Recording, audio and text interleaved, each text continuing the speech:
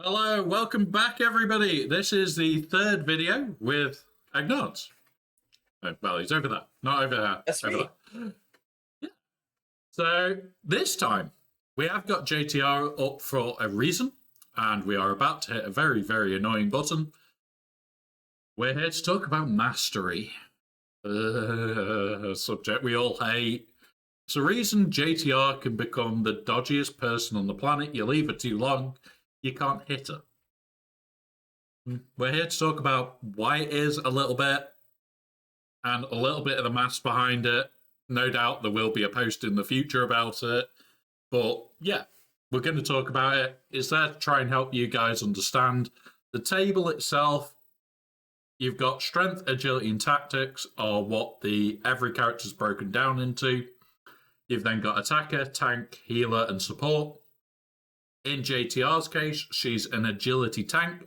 So the dodge is 0.35%, health is 120, and protection is 200.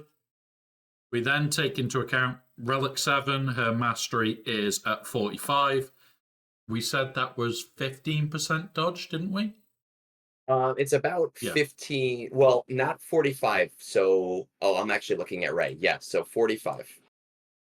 Yeah. And that 45 would translate to roughly 15% mastery, right? If we're looking at this chart and we do that 45 times 0.35, about 15.75%.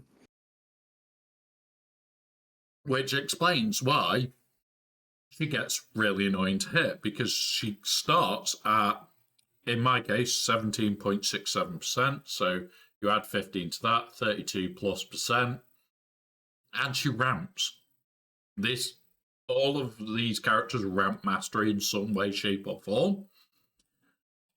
And ramping the dodge, we saw what dodge did with Datacrons, guys. Don't be ridiculous. Don't leave Ray till last. Don't lead by my example and leave Ray till last, because you aren't killing JTR. Yeah, so But I guess yeah. the reason I had Ray up on my screen and got confused is I was trying to figure out the ramping mechanic because I don't use Ray. I just sit her on defense. Yeah.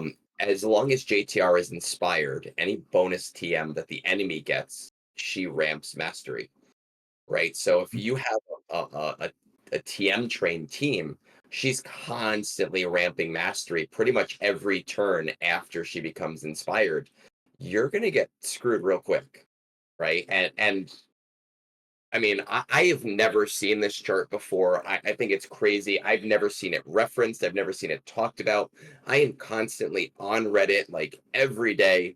Womprat, you're constantly on Twitch and YouTube and Discord, and it took you forever to find this. I don't believe that there's an author attached to it. I have no idea who made it, but seemingly based on the graphics with Ray and SLKR, that this probably came out somewhere around the time that Galactic Legends were first introduced, if not a little sooner. Yeah, so that was 2018, I think, when Galactic Legends Ray and Slacker were both released.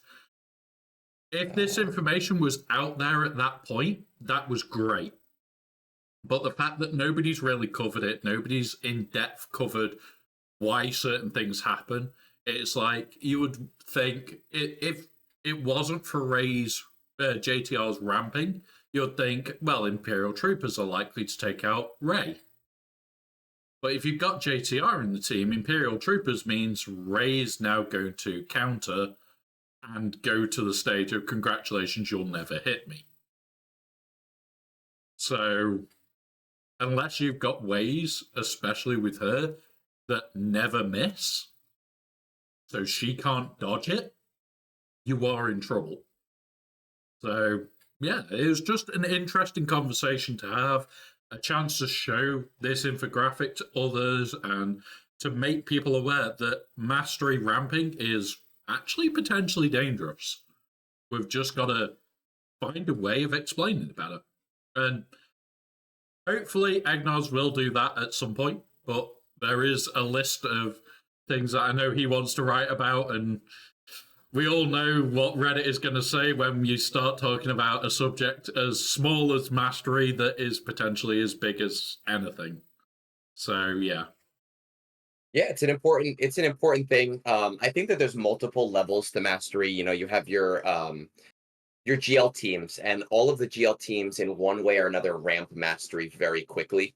You know, some of them are more active, some of them are more passive, and on those teams, mastery becomes incredibly important.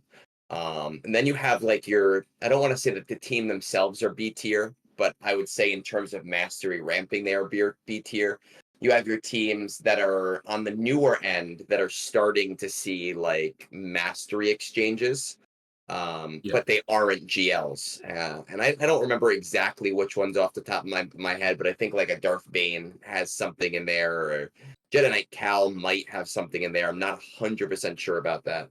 And then you have your teams where it really is just kind of like a hidden stat, right? So like the Imperial Troopers, it's really just a hidden extra stat. That team is never going to ramp. It's just this metric that you don't find out in game how hard or how little it affects your battle progress. Yeah. So the main one here is mastery goes on at the start of the round. Yeah.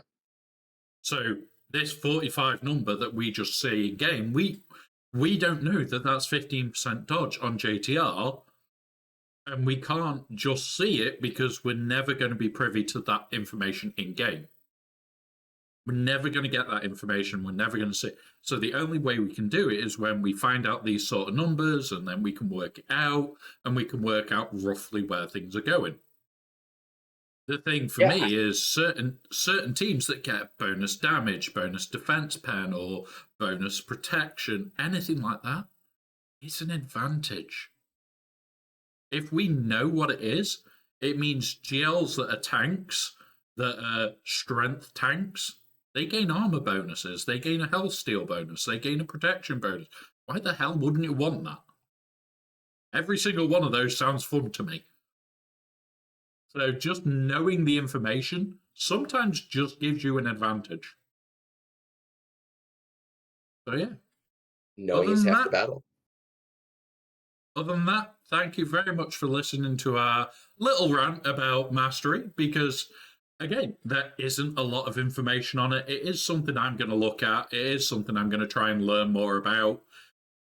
But at the end of the day, there's just not a lot out there. So yeah. Thank you anyway, guys. Thank you, Eggnods, for this mini set of videos that we've done. Again, in every single one on his Reddit, we'll have a link to his direct Reddit and all that lot. Please check him out. He is brilliant. Do not get me wrong at all. I do not like trolling through Reddit. Not for Swugger stuff. For my main job, I will troll it all day long. But when it comes round to Swugger stuff, I literally have it alerted for Eggnods, and that's it. So it tells me he is posted, I go read it. So it's saying a lot when I know other creators do the exact same thing. Honestly, guys, he's probably one of the better ones on Reddit. We can have the trolley exchanges as we always do. It is Reddit. But just remember, guys, he is a great creator on that, and please support because, yeah, he's ace. And if you can, like, share, subscribe on here. It helps me a lot. But until next time, don't think about mastery. It hurts your brain.